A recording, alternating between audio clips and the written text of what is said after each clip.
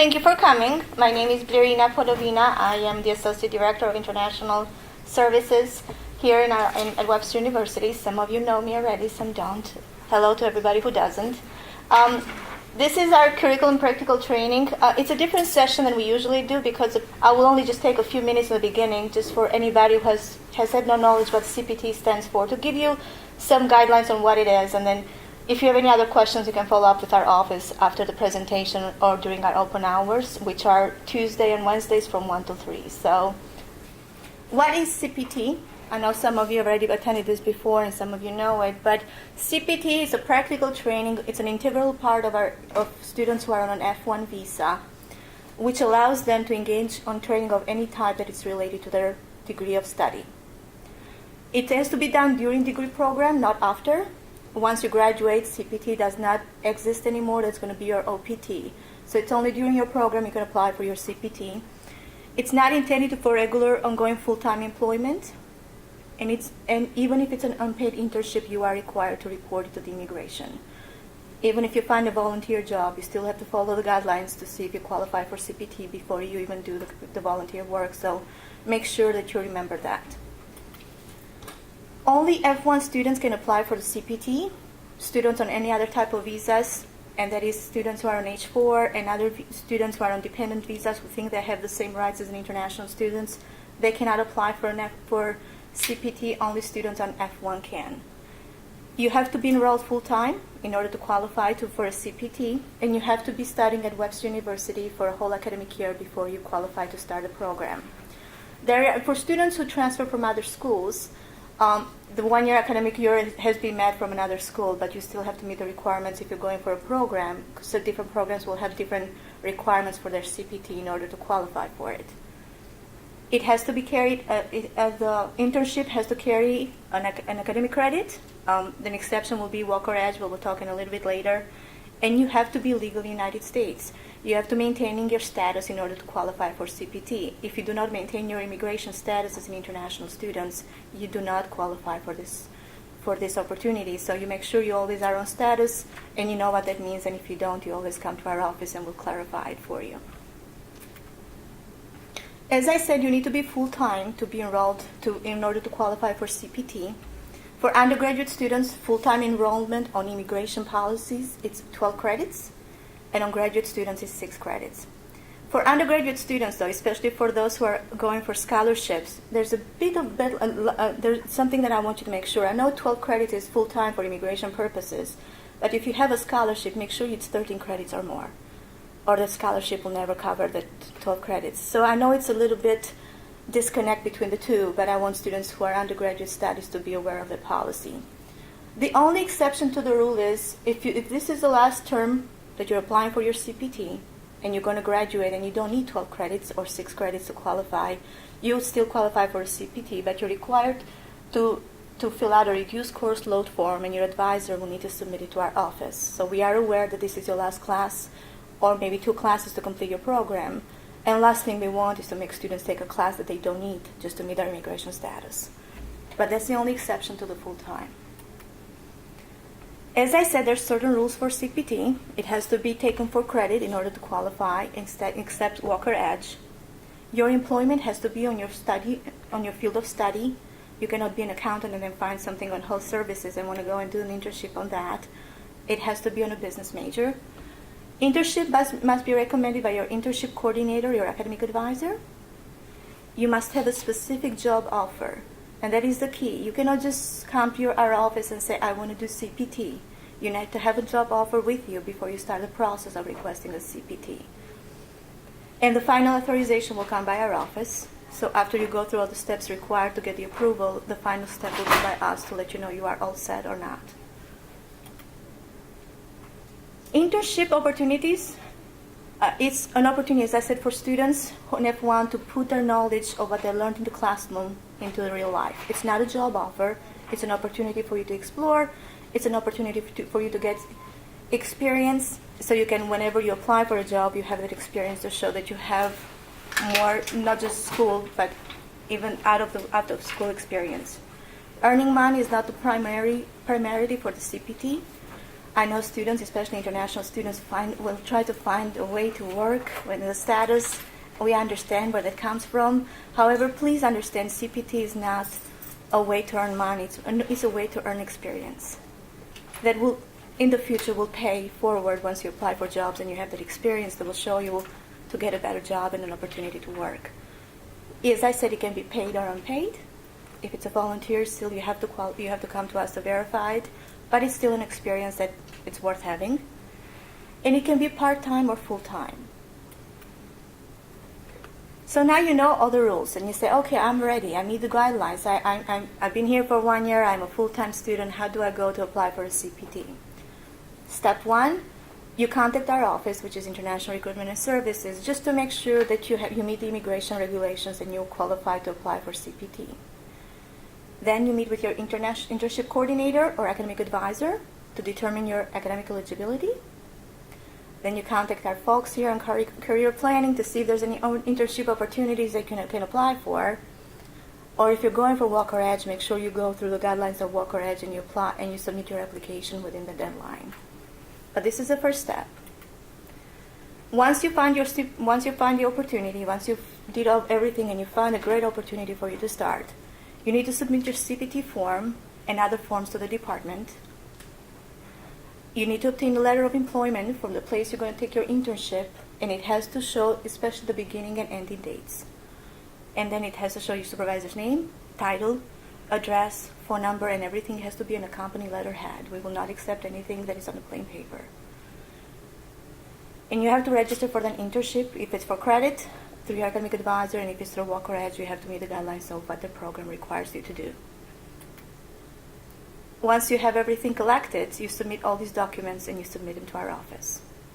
It takes about 3 to 5 business days for this process to take over. What we'll do is we collect everything, we review it, and then we have to log it in CVIS to let them know that you're doing a CPT. And once we do that, we will print a new I-20 for you that will show the CPT option. Do not start your work until you get the new I-20 with the CPT on it. Once you do, make sure you have that, your I-94, and any relevant documents that your employer needs to go and take them over to them, and then you can start the program and you can start your internship at that time. But you need to wait for the new I-20 before you do so. What is the duration of the CPT? The CPT will be on a semester basis. If it can take long, CPT is, as I said, is authorized term by term or semester by semester. You may begin it on or after the semester starts. Let's assume spring comes, January 7 comes, you start a program, and then talking to different folks, you find out there's an internship opportunity that will start, if you're an undergraduate student, on March. You still can apply for that internship as long as you meet all the deadlines till the end of May. Just make sure it's not like you're stuck. If my semester started, I'm out of luck. You still have luck. You just have to find and work to find the right internship for you. CPT may be extended. As I said, it's on a semester basis, but it may be extended if the department approves it, but you need to submit a new CPT form for the extension because we have to record that extension to the CVIS record to let the immigration know that you're taking advantage of your CPT. And you are allowed to participate in as many programs that your department will allow you. They have to authorize it, and as long as they authorize it and allow you to do so, you just make sure you submit a form every single time so we register you in CVIS. There's 2 different CPTs. You can do part-time and full-time. I truly recommend, if you're ever planning on going for your OPT, never do the full-time. You always do the CPT, which is the part-time option, which is 20 hours a week. The moment you take over and you do the full-time, it will take out of your OPT in the future. Let's assume you have a whole semester and that's 4 months that you've decided you're going to do full-time CPT. When you apply for your OPT, when they approve it, they will not give you the 1 year. What they will do, they will give you 12 months minus 4, and you're only going to get 8 months of OPT. So I would really recommend, if you're doing for your CPT, always do part-time. If you are working on campus, make sure the 2 jobs do not exceed 20 hours. So I truly recommend, if you're looking for a CPT opportunity and you want to put all your 20 hours there, then you talk to your supervisor and see if you can be off on 1 semester or not. Or if it's less than that, then just make sure the 20 hours never passes. Immigration regulation permits doing CPT for up to 1 year of 12 months. Only if the academic department allows it, it will only be authorized each semester and every term, and you must be registered accordingly before you can be authorized. And again, this is just very important for students to understand. A student who is granted 12 months of full-time CPT will not get OPT at all. So make sure if you are doing CPT, it's always part-time.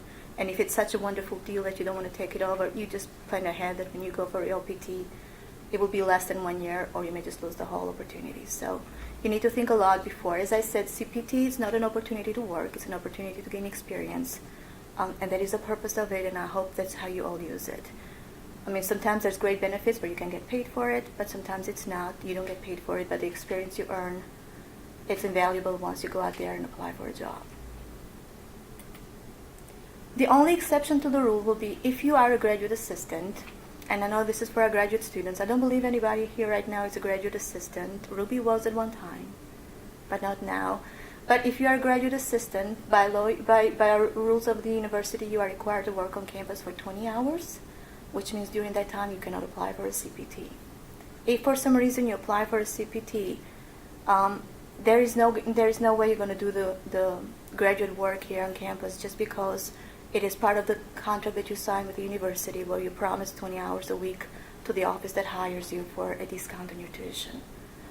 During summertime, though, students who are a graduate assistant, they can take advantage of their CPT because your contract does not ask you to pay to work during summer. So that is the perfect time for students who are graduate assistants to take advantage of the CPT. I know I went very fast, and that's because I know people are coming to do their presentation. It's their show, not mine, and I think nobody can speak better than they can on what their experiences is. But for the last 5 minutes, do you have any questions? Yes? As you say that CPT, it's not for a graduate assistant? No, graduate assistant is not a CPT. It's an opportunity for students here in the United States, in our Webster University. If they find a job on campus that's qualified as a graduate assistant, what it is, we give the students are able to start to do their program and work for an office for 20 hours, and then their tuition is discounted by 50%. Those jobs are posted on our human resource department webpage. So if you are interested in looking for those jobs, you need to check that website and see if any opportunities you want to apply for. Okay, and it not go under CPT, right? No, it does not go under CPT. It's just work study kind of. If you are a student here, it will go under your work study experience here at Webster. Or we can do that in summer only? No, summer only you can do CPT. Okay. When you're a graduate assistant, you are required during the 4 terms of the semester to work on campus. Now, here's what the beauty with there's a difference between undergrad and graduate students. For undergraduate students, summer is always their vacation term. So you make sure if you take classes, so you need to figure out when your vacation term is for the CPT. And you have to make sure, if you are a graduate assistant, to double check with your supervisor when you're supposed to work or not work. And then make sure during the time off to take advantage of that CPT when you're not a graduate assistant. But it does not, I mean, as I said, this has nothing to do with graduate assistantship, has nothing to do with CPT. It's just an opportunity for students here, if they want to work on campus, they can apply for. And you can apply anytime as long as you are a student here. Okay. But you just have to keep an eye and see what opportunities come for you to do so. Thank you. Of course. Anybody else? I'm sure you already went through this presentation before, so. All right, well, my colleague Yanka will follow up with all of you with all this the presentation links and links where you can find information on our website. As I said, our working hours are always 1 through 3 Tuesday or Wednesday, so you can stop by any time and chat with us on how we can better assist you. But I think I'll take 5 minutes, and after that, the students can take it over until they're starting. Okay. Thank you. Of course, my pleasure. Oh, no.